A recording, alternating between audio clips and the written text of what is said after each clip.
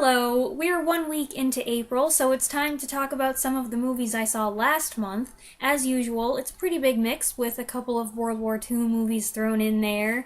First off, I finally saw last summer's Star Trek Beyond. I wasn't crazy about the first two movies. Well, the first one was alright, it was fun, but I didn't like Into Darkness, so I was kinda iffy about this. But I heard good things about it, so I gave it a try. For the first 30 to 45 minutes, I wasn't into it. I had trouble feeling invested in the characters, or these versions of the characters, and grasping where they stood. But, I don't know if the actors warmed up to their characters, or if I warmed up to the actors, but once the actual story got rolling, I found myself enjoying it.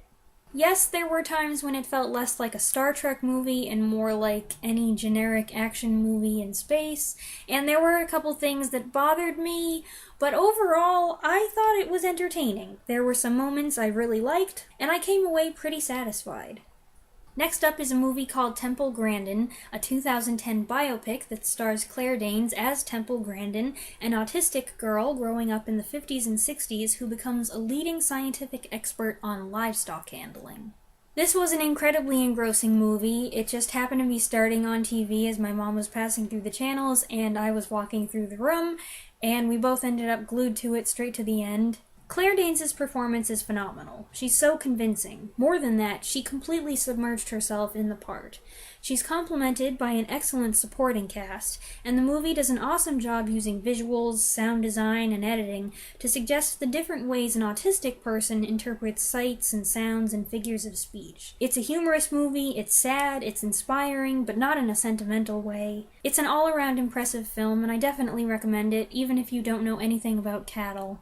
Next, Howl's Moving Castle. Yes, I finally watched it. I said in my somewhat recent review of Diana Wynne Jones's book that because of how much I loved the book, I was hesitant to see the 2004 Studio Ghibli Hayao Miyazaki anime adaptation, but I decided to take the plunge. I'd heard from a lot of people beforehand, including some of you, that the movie is very different from the book, and you were all telling the truth. It is very different. Visually, it's a stunning artistic experience, so colorful, with lovely backgrounds and fluid animation, and the voice work in the English language version features the talents of several well-known actors: Gene Simmons, Christian Bale, Emily Mortimer, Lauren Bacall, Blythe Danner, Billy Crystal. The movie's tone is generally reflective of the novels. It's fantastical, but with lots of humor and warmth, and I enjoyed that. Story-wise, the similarities to the book are there, but it does do its own thing, with the end result being that, for me, it was like watching an adaptation of a book that I loved with all my favorite parts cut out. Now, in a way, that was a good thing, because then the movie images couldn't replace the book images that I'd had in my head, which was something that I'd been afraid of. But at the same time, it was a little disappointing that some of what I loved the most was removed or replaced to accommodate a new storyline. So, I didn't dislike it. I don't think it was for me. Next movie. My parents and I watched 1956's A Town Like Alice, which stars Virginia McKenna and Peter Finch. This is a film adaptation of a Neville Shute novel that I mentioned at the beginning of this year in a video called Standout Books I Read But Didn't Review in 2016, or something like that. A Town Like Alice is a World War II story following a group of British women and children who become prisoners of war when the Japanese invade British Malaya. The Japanese have no women's camp to put them in, so the group is forced to walk many miles a day from one place to another looking for shelter. It's a great story of endurance as the women struggle against disease, environment, language barriers, personal griefs, and other trials. I really liked the book, which was written in a plain, matter-of-fact style, and I found the adaptation closely imitates that. It does not actually cover the whole book. The last third or so, which is where the title, A Town Like Alice, actually comes into play, is more hinted at or suggested in the last scene. But possibly by leaving that out, this 2-hour movie was able to fully develop the absorbing, realistic civilian POW war drama, and I think it came out well. Okay, now for something completely different. Mom and I watched a two-part television miniseries from 1983 called V, in which UFOs come to major cities around the world carrying aliens who claim to seek a peaceful partnership with Earth for our planet's mutual benefit. But it's not long before some Earthlings suspect that these visitors have something more sinister planned. This miniseries was pretty cheesy, but you know what? I liked it. It was entertaining, I was never bored. The parallels drawn between the visitors' takeover and the Nazi takeover in the 30s are compelling. Some of the visual effects are dated, but some are still pretty good.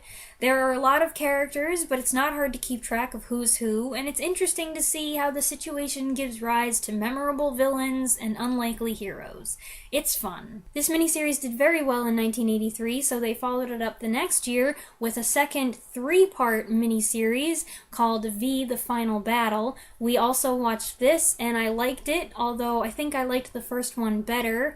There's also a 19-part series that came out the year after that, which I guess the original series fans hate, and it's not considered very good, so I don't know if we'll watch that or if we'll just stop at the second one, but random thing, it was fun. Okay, last one is another war film called Anthropoid, a World War II movie that came out last year starring Cillian Murphy and Jamie Dornan as two Czechoslovak agents who parachute back into Nazi-occupied Czechoslovakia to attempt an assassination of Reinhard Heydrich, one of Hitler's VIPs and the orchestrator of the so-called Final Solution.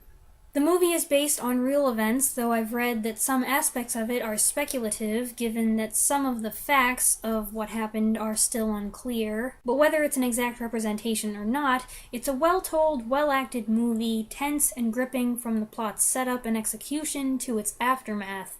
This is a situation in which there are no better choices, and people do things knowing that the chances of a happy outcome are unlikely. I think the resulting film is an accurate reflection of how difficult life was for the resistant citizens of Nazi-occupied countries. Alright, that's it for March. I hope you got something out of that. There'll be a list of the titles that I mentioned in the description below. Let me know if you have any thoughts on anything that I mentioned, and I will see you next time. Thanks for watching! Bye!